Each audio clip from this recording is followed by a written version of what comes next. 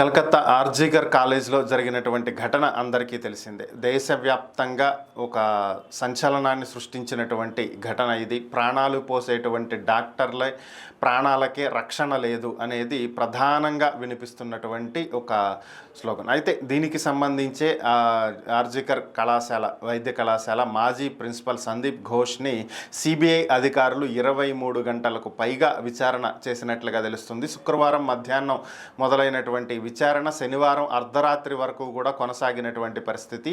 ఈ మధ్యలో ఒక 2.5 గంటల సమయం మాత్రమే ఆయనకు బ్రేక్ ఇచ్చినట్లుగా తెలుస్తుంది. ఈ సమయంలో ఆయన ఇంటికి వెళ్ళి రావటం, వచ్చేటప్పుడు ఆయన చేతిలో కొన్ని ఫైల్స్ తోటి ఆయన రావటం జరిగింది.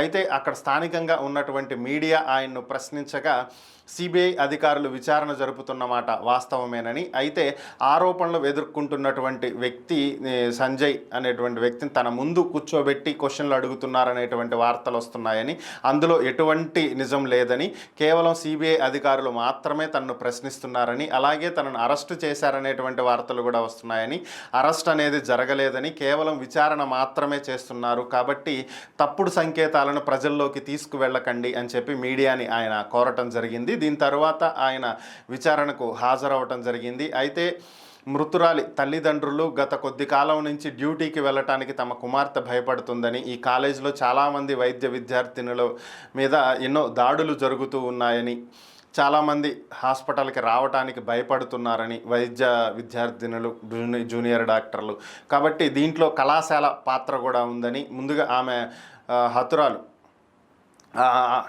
అత్యాచారం గావించబడి హత్య చేయబడిన తరువాత ఇది ఆత్మహత్యగా చిత్రీకరించేటువంటి ప్రయత్నం కాలేజీ యాజమాన్యం చేసిందని, ముందుగా ఆత్మహత్య చేసుకుంది అని చెప్పి వారు ప్రకటించడం జరిగిందని, ఇవన్నీ చూస్తుంటే కాలేజీలోనే కొంతమంది ముఖ్యమైనటువంటి వారి హస్తం దీని వెనక ఉంది అనేటువంటి అనుమానాలు ఎదురవుతున్నాయి అని చెప్పి వారు తెలియజేయటం జరిగింది. సో ఈ నేపథ్యంలోనే కాలేజీలో ఉన్నటువంటి ముఖ్యమైనటువంటి వాళ్ళను కూడా సిబిఐ విచారిస్తున్నటువంటి పరిస్థితి.